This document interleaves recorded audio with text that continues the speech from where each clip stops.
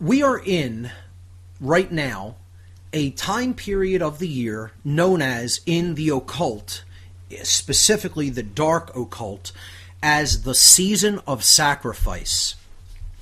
So what does this mean? What is this time period, and what does it represent? On slide number 1 for tonight, you'll see the image of the zodiac wheel representing the course of 1 year. Okay?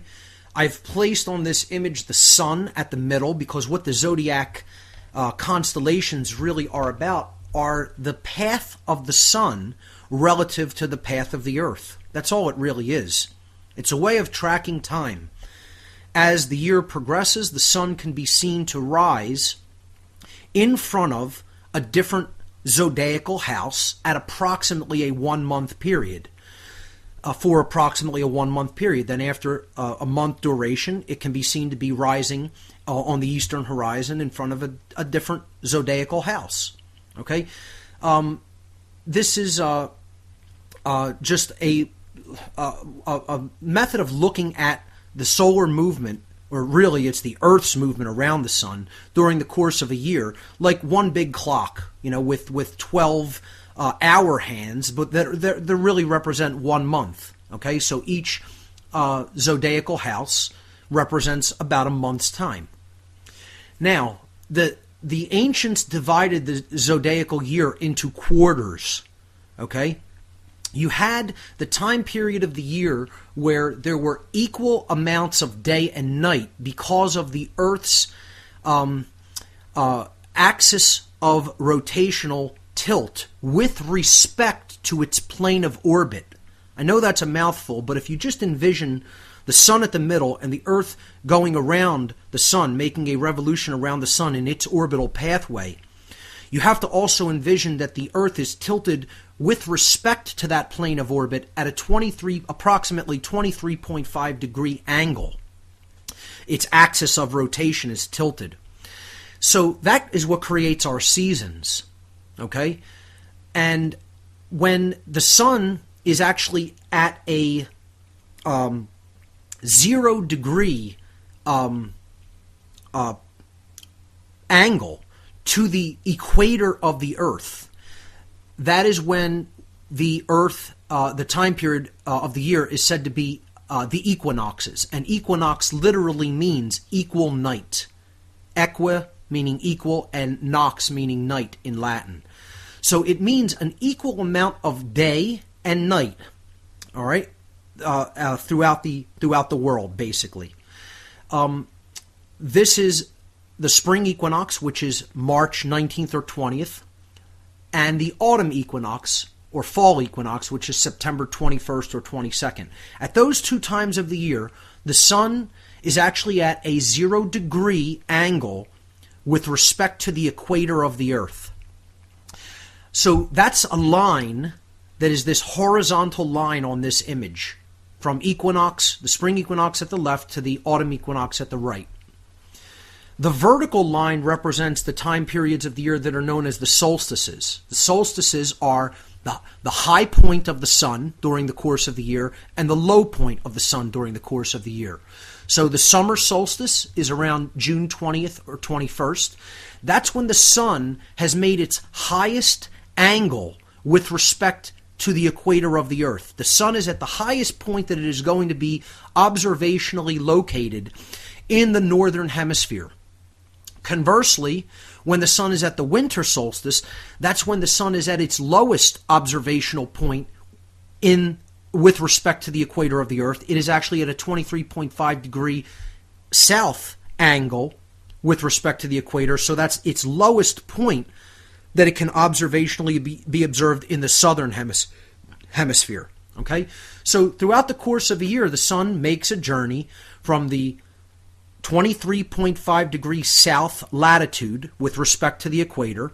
Then it goes, as the year progresses, it goes up to the spring equinox, whereas it is at a 0 degree angle with respect to the equator.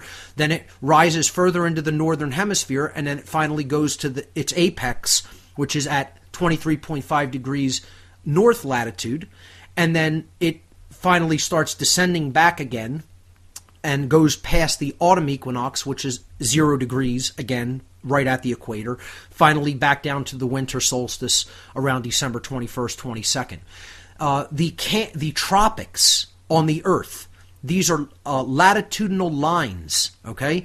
The 23.5 degree North Tropic is when the sun is at the summer solstice. That's called the Tropic of Cancer because the sun is actually getting ready to enter into the house of Cancer on the zodiac. It will be rising in front of the stars known as the constellation of Cancer at that time period.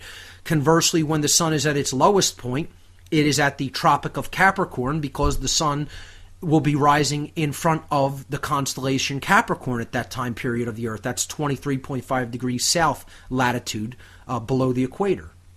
So the ancients depicted this quarterly time period, the seasons. They quartered the year by placing these two arms of the cross, these four arms, I guess you could say, the two crossbars of the cross forming four arms, the solstices, summer and winter solstice, and the equinoxes, spring and autumn equinox. And this formed a huge cross, which was what the sun was then placed upon. Again, this is all astro-theological underpinnings of Christianity, of exoteric Christianity that is based on astro-theology. We're not talking about the true esoteric tradition of real esoteric Christianity. We're talking about the astro-theological tale that is spun and given to the masses, the hordes of ignorant people, and told a story about the sun, and they're actually, giving that to people and telling them it's about the Savior of the world when in fact they're giving them a story about the sun. I've talked about this extensively on former broadcasts. I'm not going to get into the full story of astro-theology today. But another way of looking at this zodiacal breakdown of the year is that there really only were two seasons. The high point of the sun, when it's in the northern hemisphere, which is where most life on Earth is, and then the low season of the sun, the time that it was in the southern hemisphere. So from the spring equinox to the autumn equinox, the sun is in the northern hemisphere of the Earth. And that's the planting and growing season, and really the harvesting season as well. At least most of the harvesting season is during that time of the year. So you could call this top portion of the zodiacal year from, the top 90 degrees, top 180 degrees, I should say, from the spring equinox to the autumn equinox. You could call this the season of life or the season of light, because that's when the sun is having efficacy and power in the northern hemisphere, and that's when crops grow for the majority of people on the earth. Then there was a season of darkness. That's a 6-month period where the sun is in the southern hemisphere, where much less of the population of the earth is actually located, far less. So this was known by the ancients as the season of death. Okay, it's the season that crops do not grow, and winter is coming in, and you're not going to do any real growing or harvesting of a lot of crops that sustain life, plant life that sustains life in the southern hemisphere. So that was a season of shutdown. That was a season of life going into dormancy. That was a season of plants going into dormancy. And that was a season of basically bunkering down and having to survive during inhospitable climate during that time of the year. Hence, it was known as the season of death or the season of darkness. Now, the ancients also had midpoints of these four seasons. Okay, spring, summer, autumn, and winter. The midpoints were also celebrated as important times of the year, particularly in occult circles. All right, these are known as Sabbats, S-A-B-B-A-T, and it's one of the places we get the word Sabbath from. So the Sabbat was a high holiday, all right, and it was different celebrations for different times of the year. The midpoint of spring, in which the fixed sign of the zodiac known as Taurus was the representation of the spring season, the bull, okay? It's an earth sign. And again, it's one of what's called the fixed signs of the zodiac, forming what's known as the Great Cross. The Lesser Cross is, as we've already talked about, the cross of the solstices and equinoxes. But the Grand Cross was a galactic cross. See, the solstice and equinox cross, or the Lesser Cross, was the cross of the solar system. But then there's a galactic or Great Cross, which is formed by the midpoints of the seasons.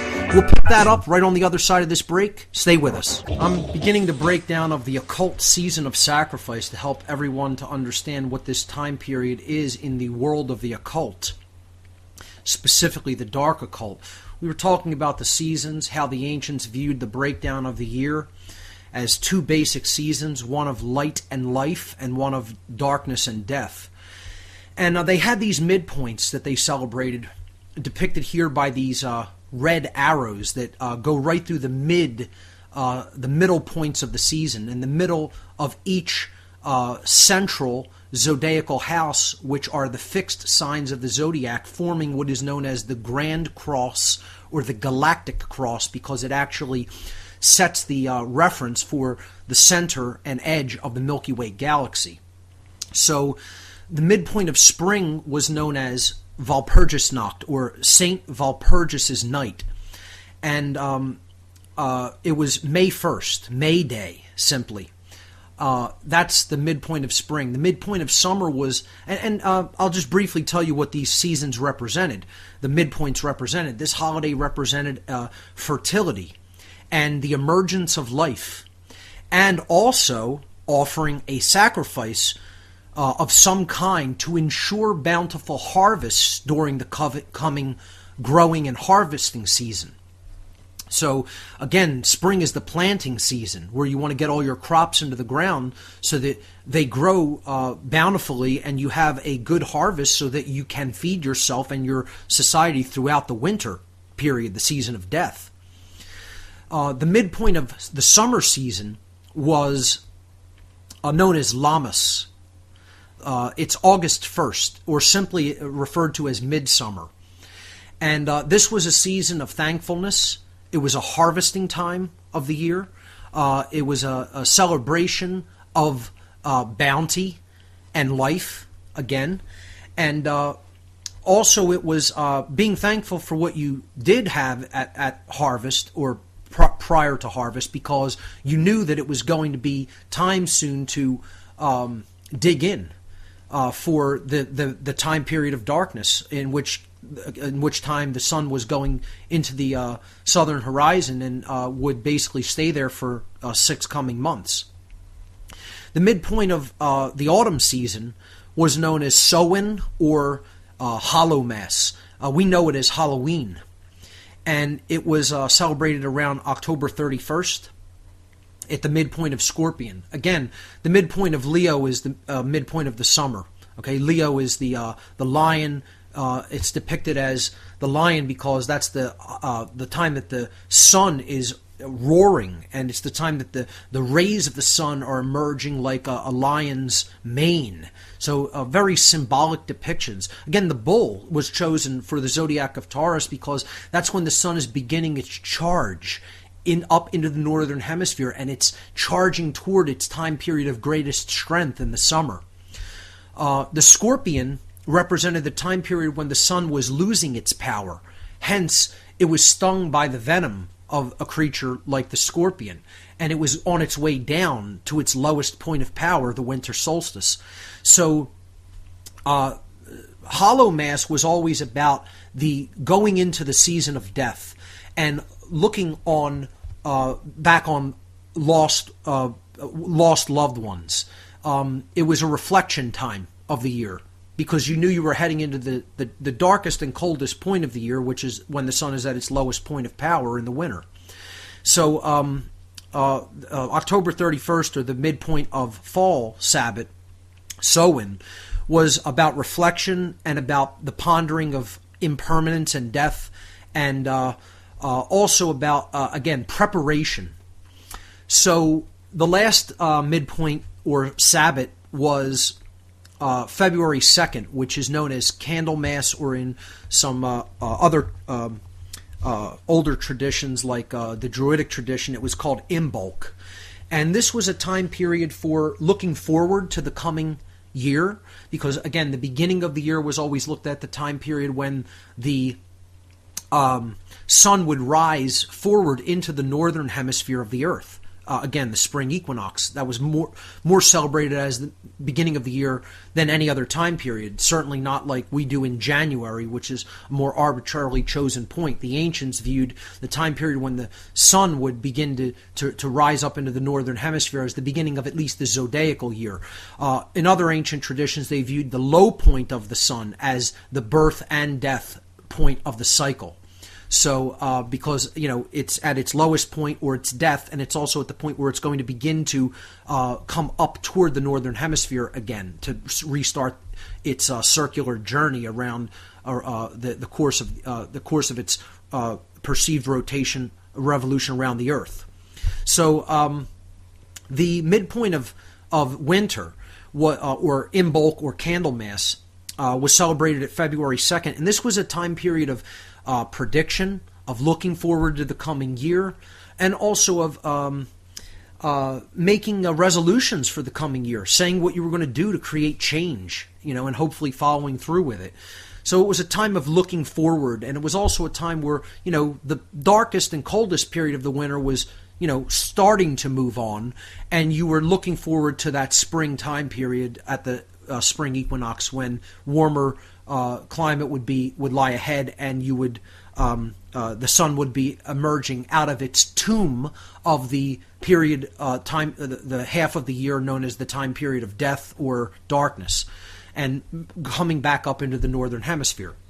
So if we move to slide number 2, we can see this is another representation just showing where the sun is at particular times of the year.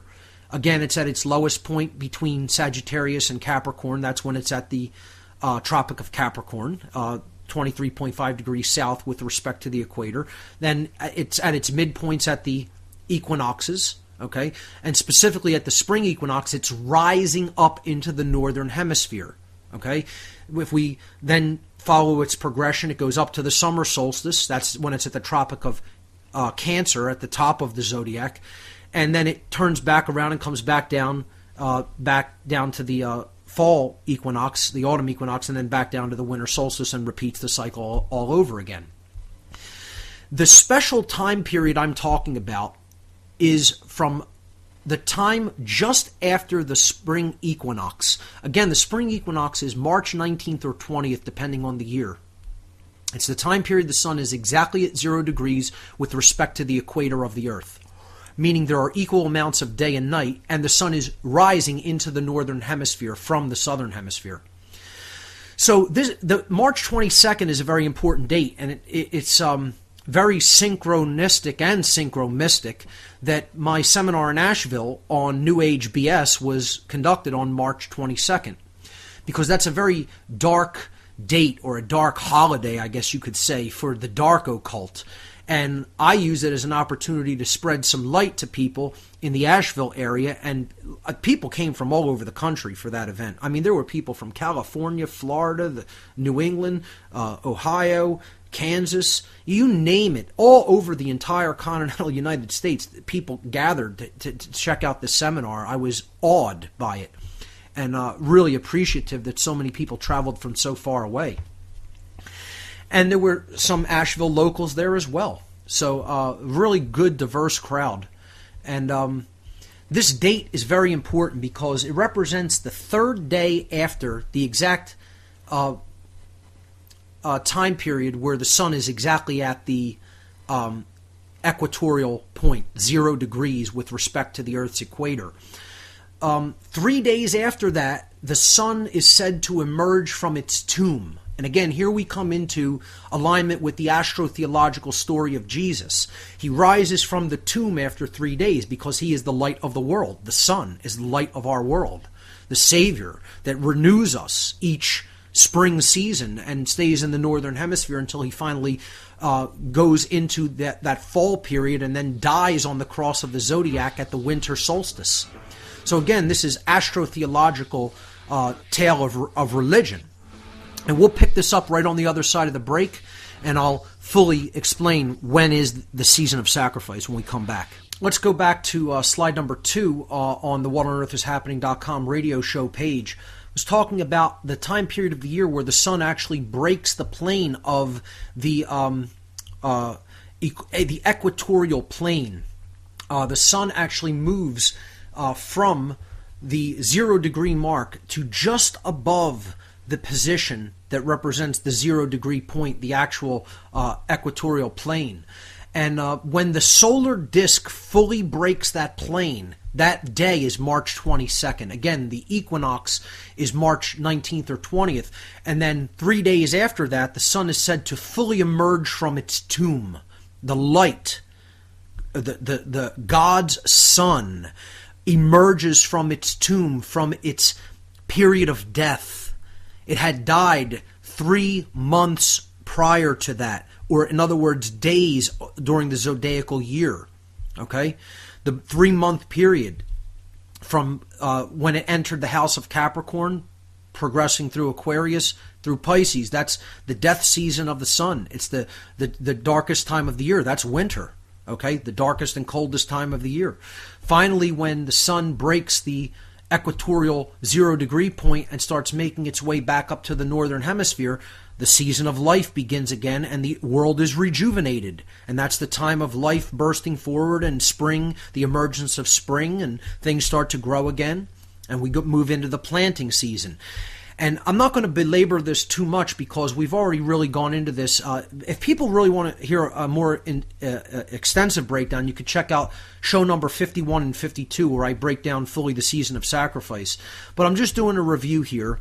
And at the bottom of this slide, you'll see a couple of Masonic tracing boards.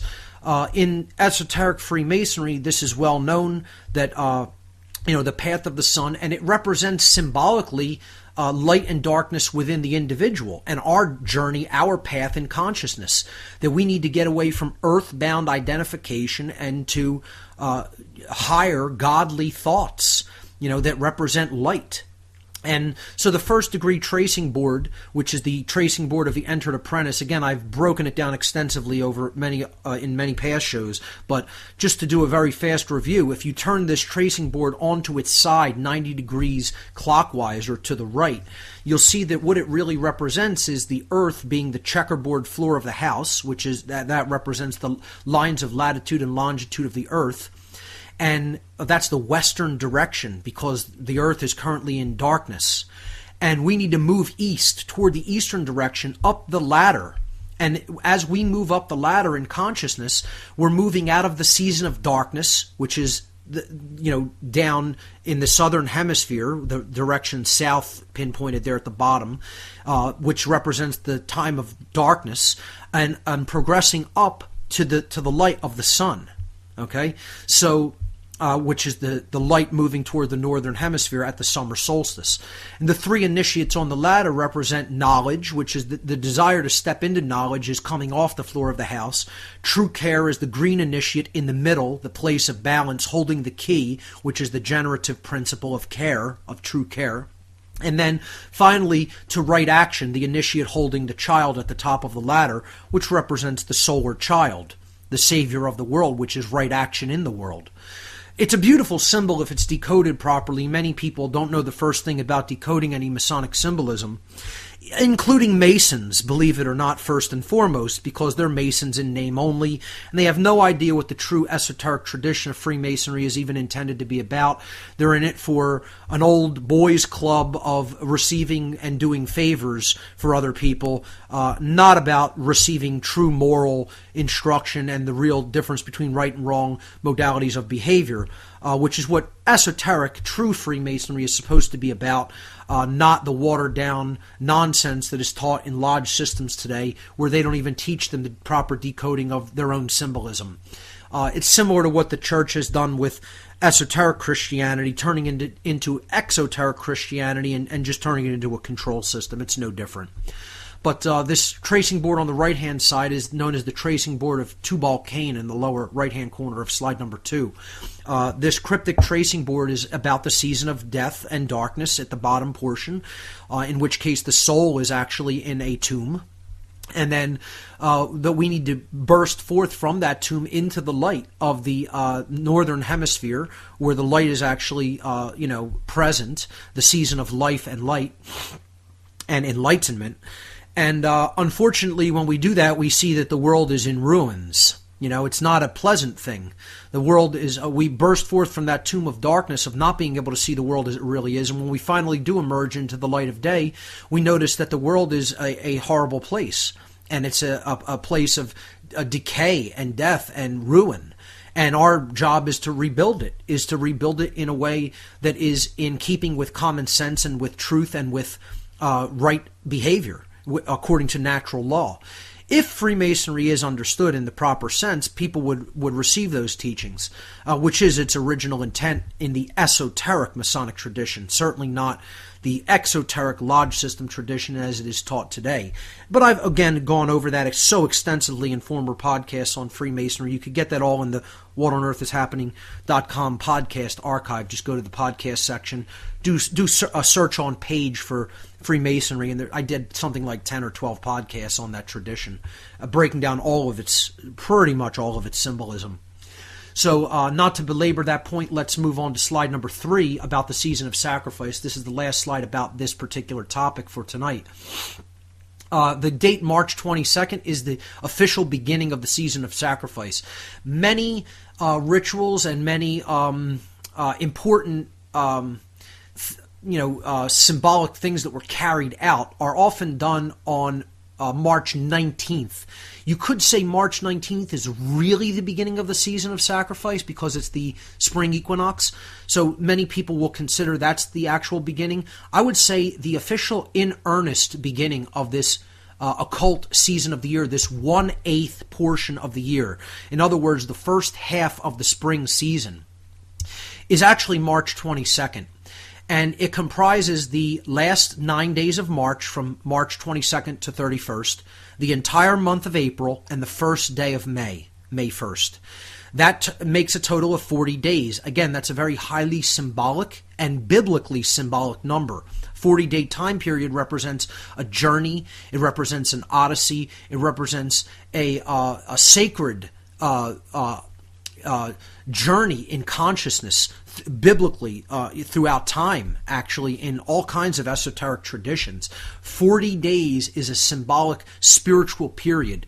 Now, in the dark occult, okay, it's a very negative period. Now, they may not even look at it like that, but for the bulk of humanity, this is a dark time period. They look at it like a time to celebrate by giving a blood sacrifice to the sun and the earth. This is what you have to understand about dark occultists. Their god is literally the sun in many cases. Of course, it's the ego. Of course, it's the dark force which divides the consciousness of humanity, which you could call the opposer, the adversary, Satan. It doesn't make a difference what you want to refer to that force as. It's the adversarial force of consciousness. I don't look at it as an embodied entity, nor do they. But the sun is in many ways viewed as the literal or physical god of their tradition, of the dark occult tradition, which they will often refer to as Lucifer, the one who wants to be like the god of creation because of his form of light. And their form of light is dark light, the dark sun. That is their order, the order of death, the order of the dark sun. What this represents is knowledge being wielded as a weapon, the dark sun.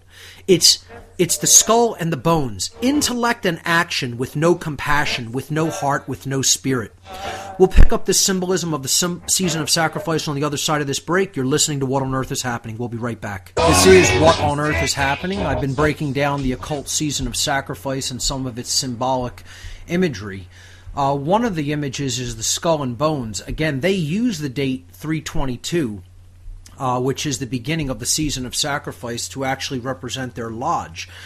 This is a clandestine lodge known as the Order of Skull and Bones, or the Order of Death, because it represents the dark sun. Once again, the dark side of the sun is the dark side of knowledge.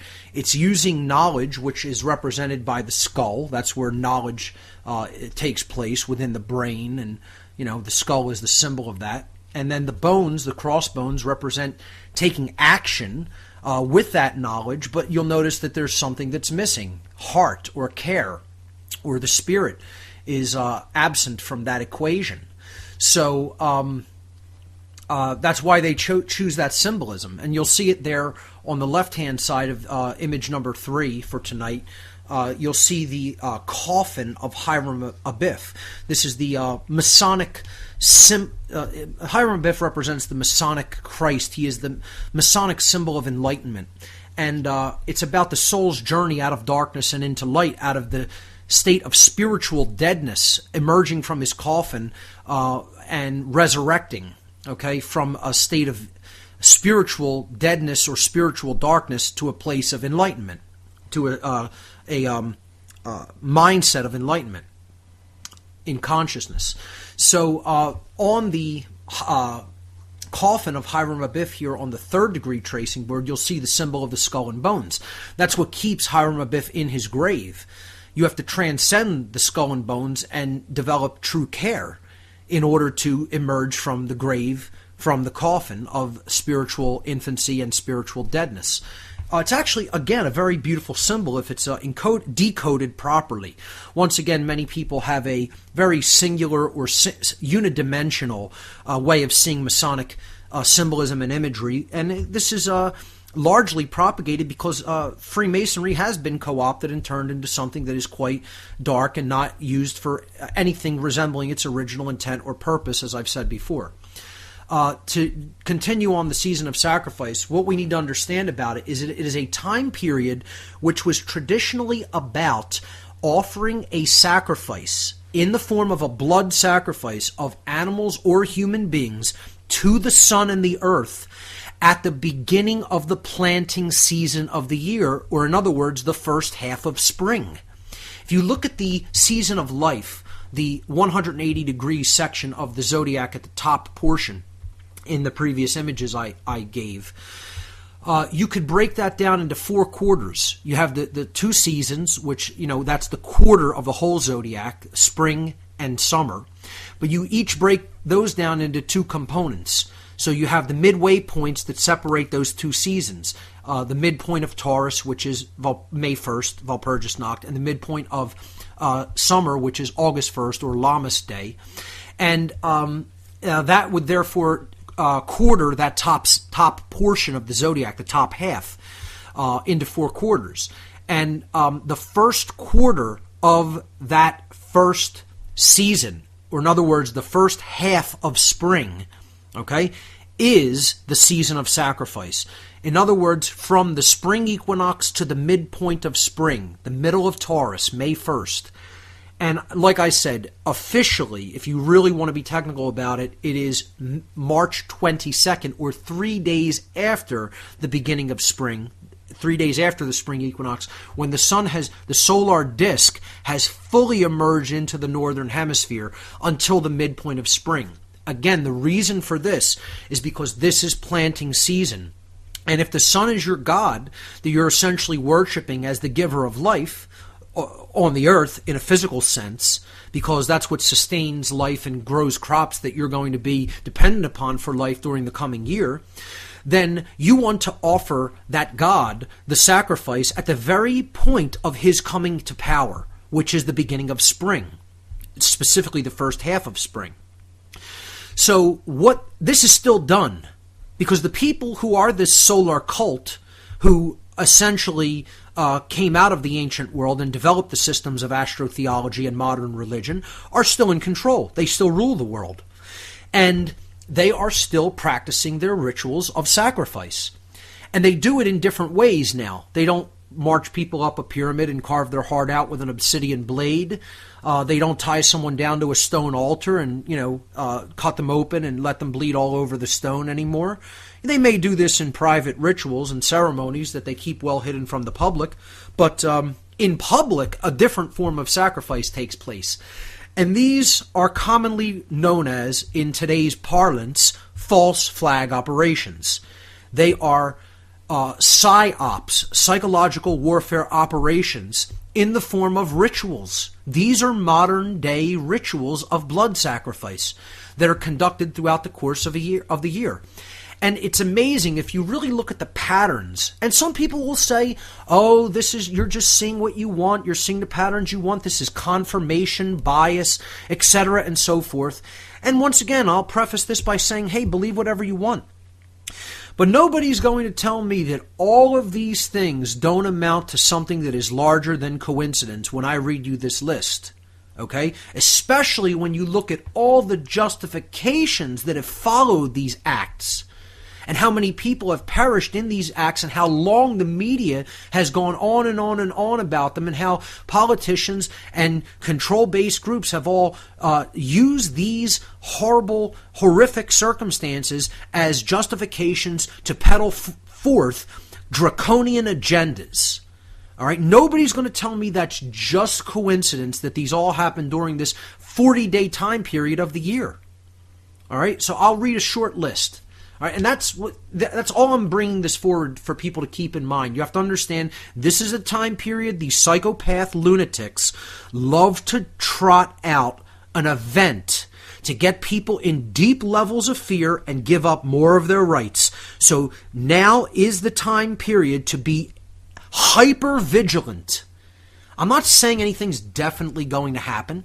I'm saying it may very well occur during this 40-day period, which we are already in, which started on March 22nd, 1 week ago, and which progresses until May 1st, May Day. All right? So you really have to be on guard, be vigilant during this time. This is the time, if some event happens, it's almost guaranteed it's a false flag event, and it's done as a blood ritual, a bloodletting ritual, during the season of sacrifice. Okay? So let's look at some of the events that have occurred during this season. The battles of Lexington and Concord were actually initiated by the British Empire against America. The opening acts, the opening volleys of the First American Revolution, April 19th, 1775, the battles of Lexington and Concord. And folks, let me tell you something. They love April 19th and 20th. If there's a particular date they love, that's it. Especially April 19th and 20th. Especially April 20th, if I even had to say one particular date. They love those two dates. Okay? That time period is special for these psychopath dark occultists. All right? I can't tell you exactly why it's around that date, but I know they love those two dates. And if there's any dates you want to watch and see, that is an event going to be taking place on this date that is there to inject fear into the consciousness of humanity, it is April 19th and 20th. All right? Above all other dates of the year. So April 19th, 1775, the British initiate the battles of Lexington and Concord. April 19th, once again, 1861, the Baltimore riots in Baltimore, Maryland. 13 people are killed during those riots. We'll pick up this list on the other side. Stay right there. I want to wrap up this spot on the season of sacrifice, maybe go to a couple of calls, and then I want to break into the second portion of tonight's show, which is to talk about psychopathy and its origins. So, this 40-day time period, all of these different events have happened within it. The battles of Lexington and Concord, the Baltimore riots, in which 13 people, another symbolic number, was killed, April 19th, 1861. The sinking of the Titanic occurred April 14th and into April 15th, 1912, resulting in 1,512 deaths. And folks, if you don't understand that was about really the murder of one individual, and 1,511 souls got caught up in a dispute between some elites, I feel bad for you, because that was about the Rothschild dynasty taking out one of the people who actually could have stood against them because of his enormous wealth as an industrialist, which was John Jacob Astor. And you don't think that these psychopathic lunatics would kill 1,500 people to get one person who could actually stand against them because of the enormous wealth he possessed, and he was challenging their agenda to bring in the Federal Reserve System at that time. You have another thought coming to you. That's the kind. Again, like they'll kill 3,000 innocents to usher in some war in the Middle East to seize resources that they want. These aren't people who think like you and I or have the moral sensibilities that you or I do. To ascribe our moral or ethical sensibilities to a psychopath is making a critical error in judgment. We'll talk about that later in the show. So, the assassination of Martin Luther King during the season of sacrifice, April 4th, 1968. Again, someone who was making significant inroads into the challenging of the dominant paradigm and who people were listening to. The Waco Massacre. Again, the massacre at Waco, April 19th, 1993. They love this date. There's the third one. Okay, here's another one, the Oklahoma City bombing, April 19th, 1995. See, we're getting into rapid progression now, almost every year, every other year. The Port Arthur, Australia massacre, which ended up with total gun confiscation within the whole country of Australia, April 28th, 1996. The Heaven's Gate cult suicides, very strange with occult ritual overtones, possible MK Ultra mind control type stuff going on in San Diego, California. March 26th, 1997. I don't have the total number of deaths there. I'm sure it's some sort of a symbolic number. These lunatics, these lunatic dark occultists do love their ritualistic numbers and their gematria. The West Side Middle School Massacre in Arkansas, March 24th, 1998. Again, at the beginning portion of the season of sacrifice.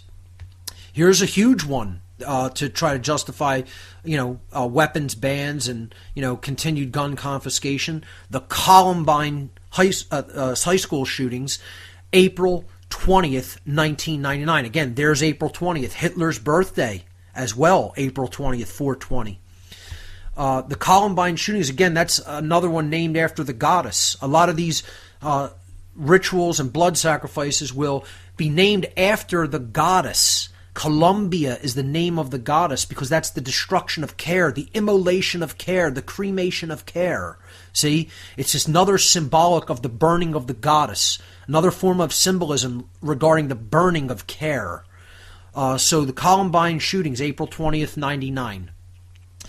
The Iraq War begins on March 19th, the very beginning of the season of sacrifice. You could say that's even a couple days before its official opening, right at the spring equinox.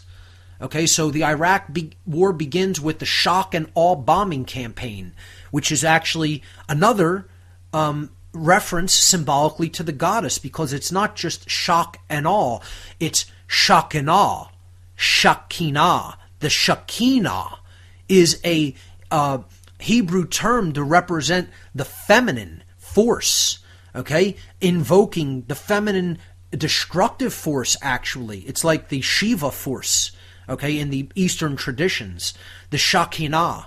And that was the occult overtones that opened up the war in Iraq on March 19th, 2003, the second Iraq war that was. So then we have the Virginia Tech massacre. Virginia Tech University, April 16th, 2007. Again, another pre-justification for starting to claim that we have to ban certain kinds of firearms. Okay? And again, named after the goddess, done at a school where it's named after the goddess, the Virgin. Okay? More goddess symbolism in a bloodletting sacrifice ritual. April 16th, 2007. The Moscow subway bombings, the metro bombings, were done on March 29th, 2010. The beginning of the BP oil spill, Hitler's birthday, April 20th, 2010. Okay? Which the toll is still going on uncalculated for that ecological disaster. Libya, the United States invaded Libya a few years back on March 19th. Once again, the very beginning of the season of sacrifice, March 19th, 2011. Libya was invaded. And just last year, the Boston bombing, April 15th, at the very, almost the middle point, just around the middle point of the season of sacrifice, April 15th, 2013, the Boston Marathon bombings. I mean, if you just think all that's just coincidence, I would make the statement you're a coincidence theorist. People will say, oh, you're a conspiracy theorist. You think there's something to all of those dates. Well, in relationship to the significance of the season that is actually real and practiced by the dark occult, yes, that there isn't anything that is just coincidental about that. That is something that is deliberately done and planned for, if you ask me. Again, you can call me conspiracy-minded, but I've been involved in the dark occult myself. I know who these people are. I know what their personality type is. I know that they're psychopathic people. And I know they wouldn't hesitate for a moment, if it serves their agendas, to kill any number of human beings that they feel that they need to kill in a psyops ritual to get their agendas put forward. So people need to be aware this is real. This is still practiced by this dark priest class and these dark occult religionists. This is their religion. That's their belief system. You don't have to believe in it. Once again, you don't need to believe in what these psychopaths believe. They believe in it and they act on it. And if we don't understand their belief system, we're going to still see these events take place and play out and think it's all just coincidence and there's nothing to it, when in fact these are deliberately orchestrated events during a specific time period to carry out specific agendas that ordinarily they wouldn't be able to push through. So this time period that we are in right now is the time period we need to be the most hyper-vigilant about false flags.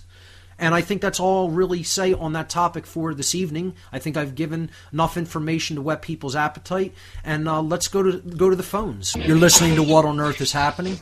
Let's go back to Joe in Los Angeles. A quick comment about what you were saying, the BP oil spill. That is definitely a blood sacrifice. The blood of the earth is oil. That's right. I don't know if a lot of people realize that, but that is the blood of the earth. If somebody put an oil rig on your body and started sucking blood, you'd know it in about 2 seconds. So that was a bloodletting ritual for the earth herself. They were attacking the earth goddess herself right there.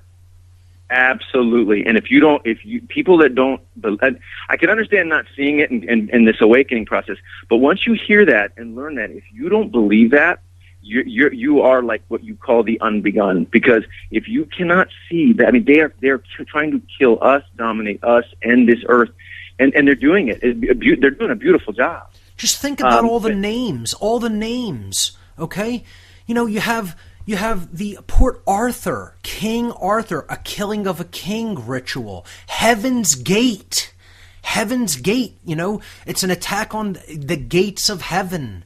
Columbine, the goddess, you know, Virginia, the goddess.